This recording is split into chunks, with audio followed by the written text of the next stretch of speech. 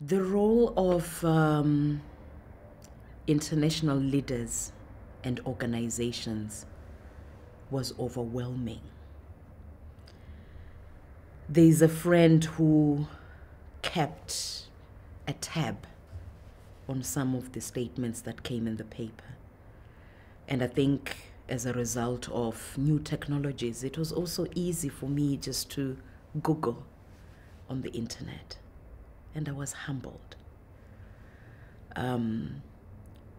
Since I joined the Zimbabwe Peace Project in January 2007, I had interacted internationally, talking about the work that the Zimbabwe Peace Project does, and also sharing the reports that the Zimbabwe Peace Project was compiling.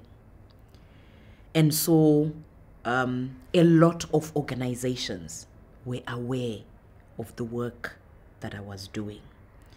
And so that amplification of voices demanding my unconditional release was something that came out of probably the engagements that I had had prior to my abduction.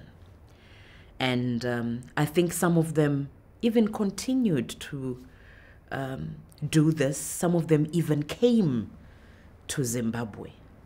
I remember meeting the Secretary General of Amnesty International. And while she was at it, she was also attacked. But I suppose she didn't mind being attacked because she was standing for a cause.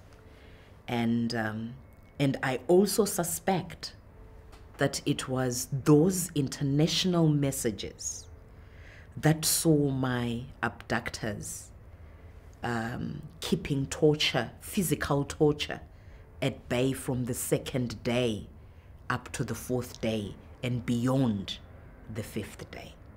So I think it was that international pressure that was being applied on the government that made them move 2 steps back in terms of physically torturing me. And I think even towards the end of the case, I think it was also that pressure that made the government want to deal with my case and finalize it, because every time I appeared in court, the bad publicity would mount on the government. And somehow I think they needed to get rid of it. And I think it really played a significant factor in this whole situation.